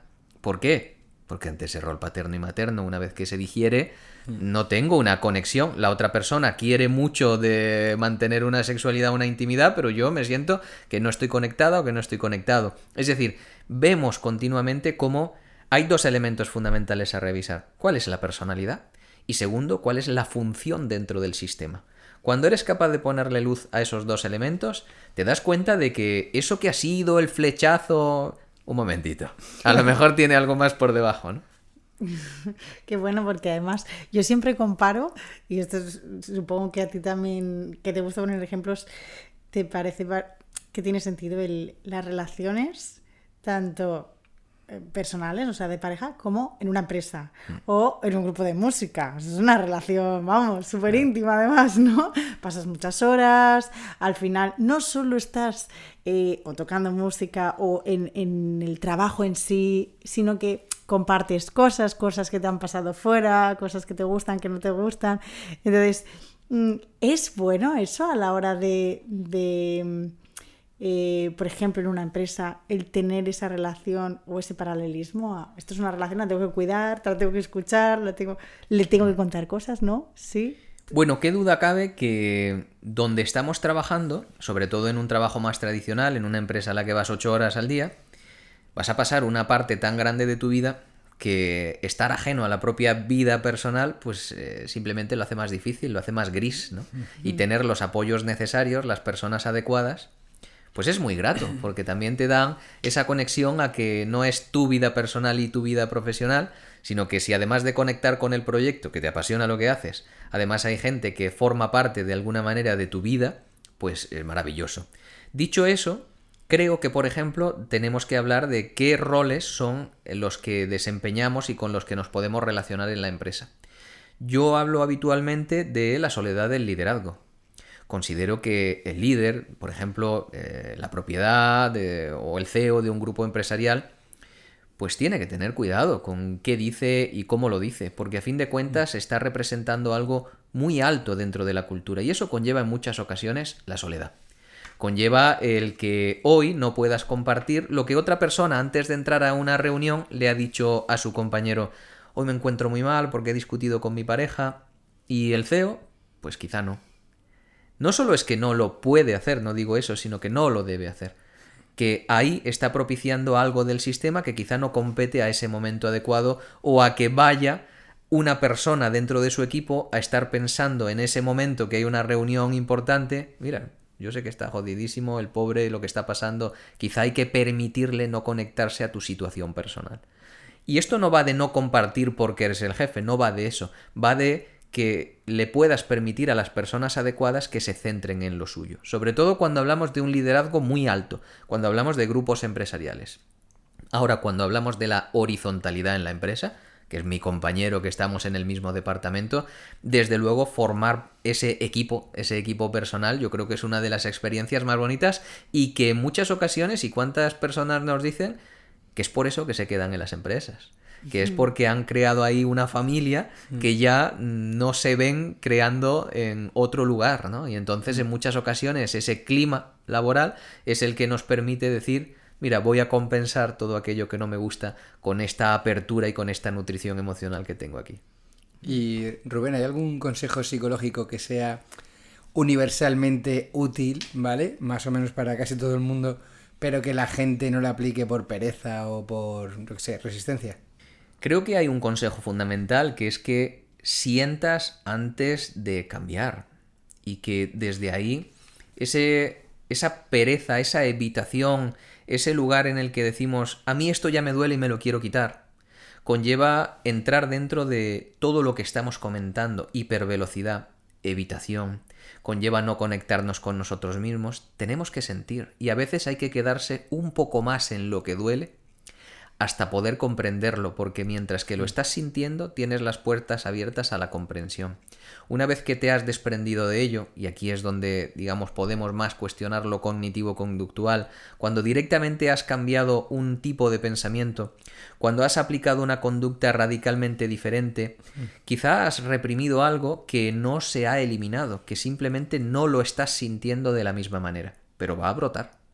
Va a aparecer en otro momento, va a aparecer de otra forma y va a empezar a complicar las cosas. Entonces, creo que ese gran consejo que necesitamos tiene que ver con que sentir no nos genere todas las alarmas, con que sintiendo, incluso aunque en ese momento haya una dosis de sufrimiento, no hay alarmas. Somos más allá del sufrimiento, y esto lo vemos con personas enfermas terminales, que saben que este sufrimiento no son ellos, que ellos están más allá de todo lo que sufren, de momentos donde te dejan de hablar, donde prefieren estar en silencio, donde lloran simplemente del dolor, pero saben perfectamente que lo que son está más allá de todo eso. Y no solo no lo quieren evitar, sino que muchos de ellos, que por supuesto no pueden, te dicen: ¿y cuánto estoy aprendiendo? ¿Y cuánto mi familia está aprendiendo de esto que me está pasando? Es decir, en el sufrimiento, sin encariñarnos con él, sin enamorarnos de lo que nos hace daño, pero hay un aprendizaje que necesitamos. Qué bueno. Y ya metiéndonos un poco en tu vida, ¿hay algún consejo que haces o alguna cosa que haces tú por la mañana o durante el día que te ayuda a afrontar el día con una actitud diferente y tal, que sea sencillo? Yo hago bastantes pequeñas cosas, porque creo Cuéntanoslas. que me meten en mi trance, ¿no? Digamos, en mi sintonía. Venga. Lo primero es que a primerísima hora de la mañana cuando me levanto no tengo a mano el teléfono. Es decir, no es lo primero que miro. Y esto me hace mandarme un mensaje consciente, ¿eh? No es ningún automatismo, porque no creas que no tengo la tendencia, no tengo la tentación, pero me digo, todavía no. Y eso para mí es fundamental porque ya soy consciente y me hago partícipe de lo que predico, ¿no? El hecho de estar conectado a mí. Para mí, por ejemplo, el detenerme hacia el olor del café es absolutamente un ritual. Para mí es una de esas cosas que quiero contemplar y a la que le dedico 1 minuto y medio simplemente para olerlo, para verlo. Y donde yo estoy siempre, en todas mis casas siempre hay muchos libros. Para mí, detenerme un minutito a mirar y a sacar algo para leer, lo que más me gusta leer así de por la mañana es un poema, es una hoja de un libro, yo hice incluso alguno de hojas diarias, de una hoja para cada día. Independientemente de lo que va a salir en esa hoja, que no lo sé, pero me lleva a una reflexión. Esta misma mañana leía un poema de Antonio Gala, que para mí fue una pérdida muy importante de mi vida y muy dolorosa, y que sigo escuchando mucho, digamos, sus entrevistas, y hablaba justamente de que en realidad él expresaba en forma de poema cómo nuestra vida es un mero baile con la muerte. Y cómo el ser humano empieza a vivir cuando ha perdido ese miedo a la muerte, pero no el respeto, ¿no? Entonces, fíjate que ahí venía reflexionando pues a través de la muerte de mi padre, de otras personas de mi familia, venía reflexionando a través de mis propios miedos, de cuál será mi legado en ese sentido y hacia dónde. Es decir, al fin y al cabo, cuando le dedicas un poquito de atención a algo que no controlas, yo no controlo qué lectura va a salir, te lleva a poder dedicarle pues esos minutos del café, del Uber, de lo que sea, a pensar sobre algo que quizá no tenías previsto para hoy. Qué bueno. Pues a mí me gustaría hacer alguna de las preguntas que hacemos siempre en las entrevistas. Ya yendo a que has contado alguna rutina tuya, ¿hay alguna cosa que la gente no sabe o poca gente sabe de ti? Pues seguramente muchas, porque yo soy una persona bastante privada en ese ámbito, ¿no? Una cualquiera que quieras compartir.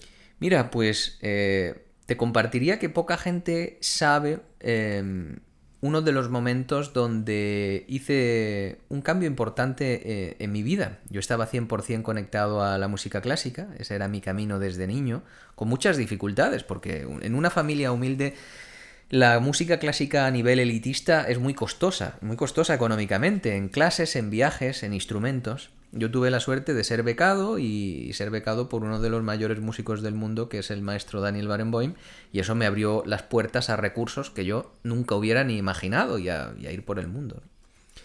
Y entonces me conecté a una sensación que era la de que el otro me reconociera a través de los logros.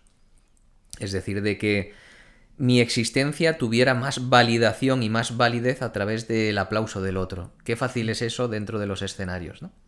Y entonces conseguí cosas bastante relevantes dentro del mundo de la música, pero aquello me creaba un vacío bastante sustancial, ¿no? Yo sabía que no era, y que además, sin tener otros muchos conceptos, porque era un chaval, algo me decía que no. Y me acuerdo, en una Navidad en concreto, yo por unas cosas o por otras, las Navidades siempre son fechas que he pasado y que paso solo. Siempre se dan estas casuísticas. Y entonces esa soledad de las Navidades siempre me ha acompañado. Y recuerdo un concierto, yo debía tener unos 19 años, en Salzburgo, y bueno, pues sold out, todo vendido, minutos de aplausos al maestro Barenboim, la orquesta, los conciertos con él siempre han sido y son pues un acontecimiento. Y era Navidad, me acuerdo montarme en el autobús desde la salida del teatro hacia el hotel. Hacía un frío terrorífico en Salzburgo. Y entonces me monté en el autobús, me puse solo, pegado a la ventana, y en ese momento conecté con la Navidad, ¿no? Con la tristeza de sentir que nadie se acordaba de mí en ese momento.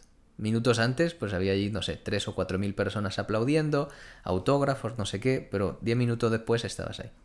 Y entonces ya las calles estaban vacías de Salzburgo, porque ya era tarde, y además eran fechas navideñas. Y entonces, por la ventanilla, que iba llorando, pensando en esta sensación de soledad, me acuerdo de ver por la ventanilla todos los edificios decorados, los pisos particulares, ¿no? Y pensé, quizá alguien en algún momento esto lo está destinando a otro. Quizá a alguien pues que se siente solo como yo, porque esa decoración no la han puesto para ellos. La familia que está allí dentro no está viendo esa decoración. Claro. Aquí hay algo que se está compartiendo para hacer bello algo que ellos no ven y que quizá pues, simplemente un día pensaron que alguien pasaría por aquí en una noche como esta, se sentiría solo y alguien, que era yo, pensaría, quizá alguien se acuerda de gente como yo, ¿no? Y ese momento para mí fue muy relevante porque me llevó a decir que mi camino no tenía que ver tanto con cómo yo había enfocado cierto narcisismo de la música, cierta representación del éxito a través del aplauso del otro. Y eso me hizo cambiar muchas cosas, porque emprendí estudios en áreas diferentes, empresariales, en el ámbito de la psicología. Me destiné a mejorar mi comunicación, porque yo había sido un niño muy, muy introvertido. Es decir, aquello me llevó a decir, el otro también importa, y quizá yo le estoy importando a gente que todavía hoy no conozco. Y eso fue un mensaje tremendo, porque en mi familia, que siempre ha existido un mensaje transgeneracional sobre el suicidio, y que rondaba mi cabeza, me llevó a pensar que quizá otras personas desconocidas también serían importantes en la vida de uno si uno se encamina hacia el camino correcto, ¿no? Y eso me hizo crear desde ahí pues una familia elegida que tiene que ver con amistades, que tiene que ver con personas maravillosas, con esos maestros míos, pero que partió de un dolor tremendo de vacío, que es ese vacío que viene a veces después del aparente éxito. Joder, qué historia más buena. Yo creo que también arrastramos mucho en la sociedad en general ese concepto erróneo de éxito, ¿no? De que esperamos esa validación cuando en realidad el éxito debería estar enfocado desde lo que decías tú antes, ¿no? De sentir que, oye, pues estoy aportando, esto es lo que quiero hacer, aquí estoy en el sitio correcto, y no tanto el cuánto de alto están aplaudiendo, ¿no? Los de enfrente. Es que mira, yo te diría, a lo mejor eso es un poquito de resquemor del éxito, pero casi lo mejor del éxito es no conseguirlo, ¿no? Por esto que decíamos de que te destina hacia un rumbo vital con pasión, pero que después hay un vacío terrorífico, sobre todo determinado éxito, ¿no? Pero qué difícil es. Qué difícil es gestionar el éxito, entre comillas, cuando tú eres un niño y llegas a casa, tienes 7 años y llegas con un 9 y papá y mamá te dicen, ¡ay, qué bueno es mi niño! Si es que es el mejor, ¿no? Claro. Y entonces tú aprendes que efectivamente sacar una buena nota vale más que... Yo el examen me lo miraba la tarde de antes, pues sacaba buenas notas, siempre he tenido una cierta facilidad para eso. Y que además luego cuando te tomabas la merienda rápido y no dabas la lata y no decías que la pera no te gustaba, pues es que hay que ver mi niño que bien me come. Y entonces empiezas a silenciar aquello que te apetece y lo que no, lo que te gustaría contarle a mamá o decirle que te gustaría ver algo de los dibujos, porque si no es que, ¿a qué pesado? Es que yo estoy haciendo muchas cosas esta tarde. Es decir, que al fin y al cabo silenciarnos, buscar el reconocimiento del otro de formas tan naturales como esas, forma parte de nuestro aprendizaje. Entonces, qué difícil es que cuando uno tiene después 16 años o 17 o lo que sea y una pareja y te dice, yo es que quiero ir ahí, a ti no te apetece nada, pero te silencias, todavía no eres consciente de que quizá está siendo un equilibrio, sino simplemente no dices nada, de que cuando eres mayor estás buscando que la otra persona te aplauda, te reconozca, y entonces en la empresa echas 1 hora y media más porque así tu jefe te dice, es que gente como tú es la que me hace falta, y obtienes reconocimiento, pero te vas quemando, y dices, yo quería irme a entrenar, pero ya no me da tiempo. Entonces vamos, digamos, rescatando, vamos pidiendo y mantando el reconocimiento del otro a través de la no expresión de muchas cosas y de buscar ser buenos a nivel de cifras, a nivel de qué. Fíjate, si todos esos conciertos hubiera habido 300 personas menos en cada uno de los conciertos, ¿qué hubiera pasado en mi vida? No hubiera pasado nada realmente, pero había que perseguir que se llenaran, había que perseguir que la gente aplaudiera más, había que perseguir más éxito, había que perseguir que saliera más empresa, había que perseguir que el maestro Barenboim tuviera una gira más grande y nosotros con él. Y yo recuerdo cuando me llegaban esos mensajes donde decían, este año 30 días de gira vamos a ir a 23 países. Era un éxito porque el año pasado habíamos ido a 19. ¿Qué éxito es ese? Pero es así la interpretación. Entonces, quizá una de nuestras tareas es justamente decir qué es lo que yo reconozco como validación externa. Lo que para mí es un premio, lo que le doy a la otra persona como mi amor está bien enfocado, o quizá debería ser un poco más incondicional, porque si mi niño saca un 6,5, pero si por el camino hemos hecho los deberes juntos, si además es que era un zote en esta materia y he aprendido un montón, qué pedazo de 6,5, ¿no? Qué bueno. Y ya tengo curiosidad, ¿y cómo pasaste de esa vida a la vida actual? Pues a través de cierta radicalidad, como siempre en mi vida. Yo soy una persona bastante contundente y no me da miedo hacer cambios, aunque obviamente no he tenido los recursos para hacer los cambios de manera cómoda, ¿no? Y eso creo que es algo importante, porque muchas veces pensamos que quien hace cambios radicales es que tiene un colchón, una comodidad que le permite, bueno, ir y venir. No, en mi caso no era así, ni ha sido así. Y he tenido que ir construyendo mi propia comodidad, ¿no? Entonces, en ese paso, yo en un momento dado decidí dejar Alemania, decidí que la música que se estaba haciendo en España a nivel clásico la respeto, adoro muchos de los conciertos que suceden, pero no quiero formar parte de una orquesta profesional española. Y esto que puede ser algo, digamos, un poco incluso conflictivo, pues es algo que tengo claro. No estoy de acuerdo con cómo se hacen muchas cosas. Y entonces, desde ahí, pues yo me he dedicado en el ámbito de la música concretamente a componer, a investigar y a seguir haciendo conciertos fuera de España, la mayoría, a intentar apoyar ese sistema que critico, porque no quiero que lo que critico sea solo una crítica, sino que se ejerza un cambio, es decir, de cómo están a día de hoy constituidas las orquestas, de cómo se regulan ciertas cosas, de cómo se les apoya. Pero no he querido ser músico en orquestas españolas y pues alegremente cuando de esa carrera vine a España pues tenía ofertas interesantes y mucha gente que a nivel artístico me respetaba y me quería cerca. Y entonces en esos cambios me interesé por estas dos áreas que para mí habían sido quizá áreas de cierta curiosidad siempre en las lecturas. ¿Quién es el ser humano? ¿Por qué sufre tanto?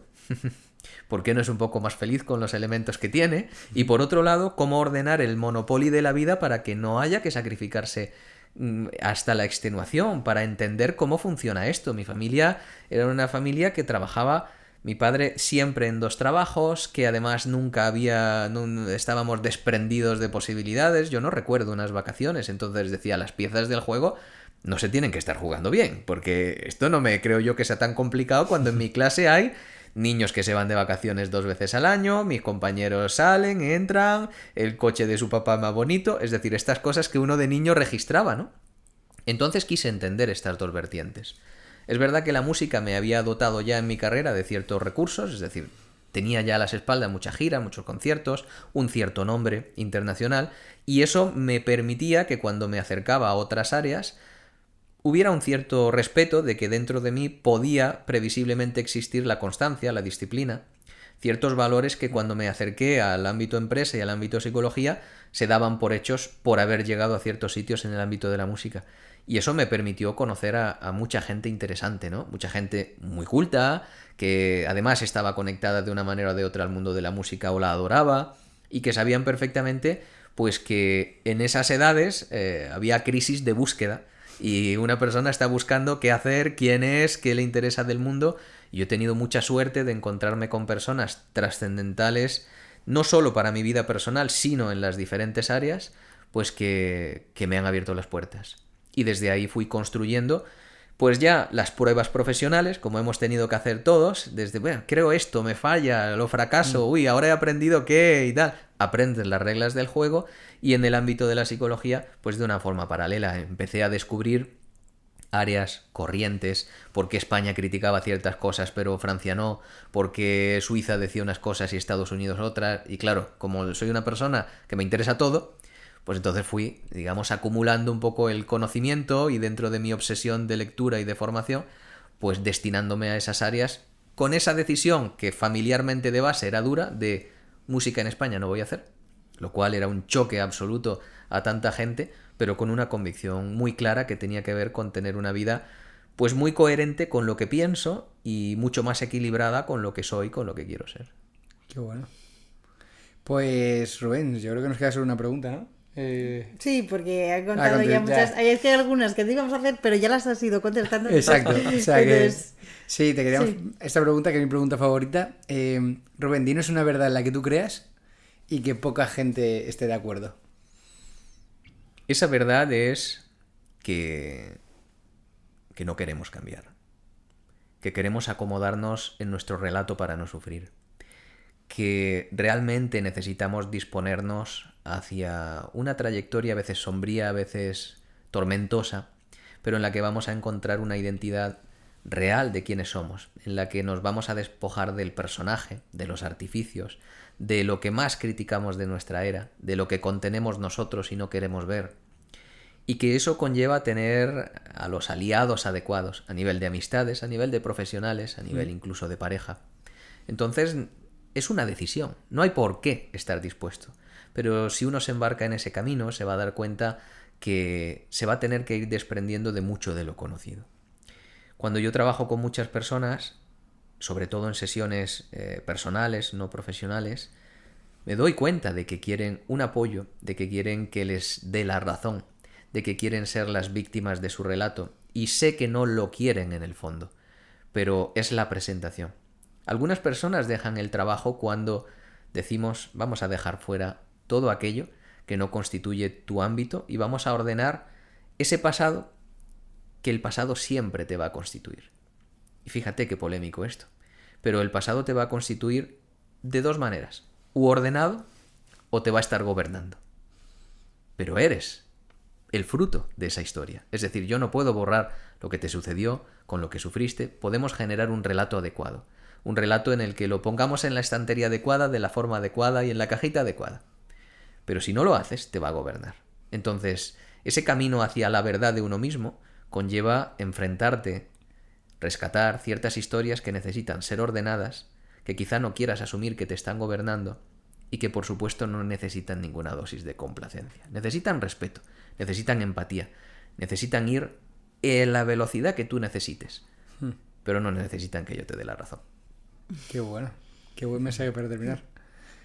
Pues nada, Rubén, ha sido un placer escucharte. La verdad que estaba justo hilando en mi cerebro toda la información. Claro, cuando se sienta alguien ahí que nos da tanta información como tú y la vas asimilando, a veces te quedas un poco como así pensando en tus cosas, pero bueno, la verdad que el mensaje lo hemos captado todos y es increíble. Y estaba pensando justo en eso, ¿no? En plan, joder, qué diferencia con... Estamos hablando antes del legado transgeneracional, nuestros padres, nuestros abuelos.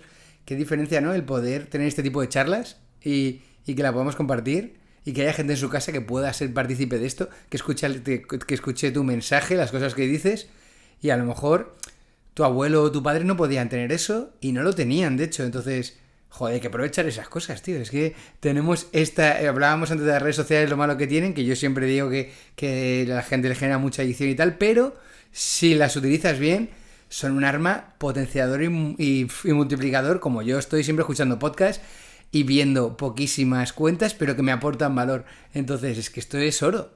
Sin ninguna duda. Esto es una de las maravillas de lo que vivimos. Es decir, primero que haya gente como vosotros, lo cual agradezco y agradezco expresamente que estar aquí con vosotros y la invitación.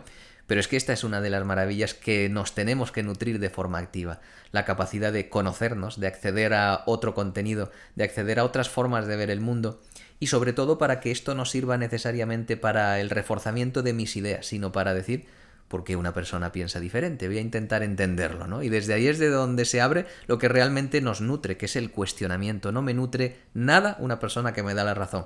Me nutre una persona que me dice, ¿sabes qué? Pienso diferente, respeto lo que dices, pero vamos a ver, explícame un poco más, yo te quiero explicar qué.